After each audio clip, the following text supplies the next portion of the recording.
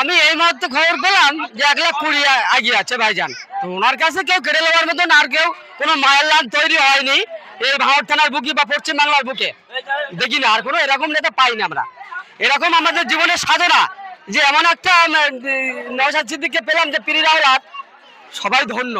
তাতে আমি গানে বলি বুঝিয়ে দিয়েছিলাম আগে যে মানুষ গান হয়ে যাবে কি গান শুনতে চাই ছোট করে আমরা ভাড়বাসী ধন্য ভাইজানকে পাঠাবো নবান্ন সৌগাত সামান্য ধার মধ্যে টেনে আছে সত্য কথা বলায় সবাই সনন্য ভাইজানকে পেয়ে আমরা ধন্য হয়েছি ধন্য, কেননা সে পীরের আওলাদ।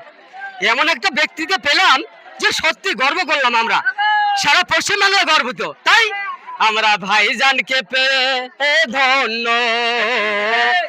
গরিব দুঃখের কথা বলবে ওই সামান্য যাবে ভাইজান ওই নবান্ন। গরিব অসহায় সবার কথা বলবে সবারই জন্য ভাইজান আমাদের জন্য। পাঠাবার জন্য উনি তৈরি থাকুক খোরাক দেওয়ার জন্য, তার কারণ এমন একজন বিধায়ক যে পশ্চিম বাংলার বুকে কোনোদিন আর না যেন তৈরি হয় আর ভূমিষ্ঠ না যেন হয়। তার মধ্যে কেননা দুর্নীতি ছিল, মানুষের যখন তখন বোম মারত, ঘরদর ভেঙে দিত। রমজান মাসে ওই ক্যানিংয়ের লোকে গ্রেফতার করতে দেয়নি, ঘরদর ভেঙে দিয়েছে।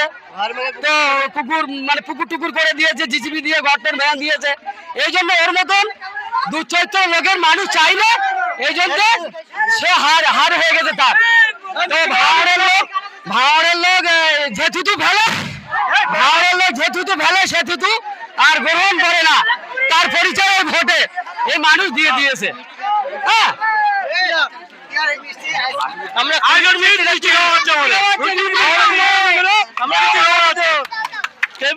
ভারত থেকে দূরে না।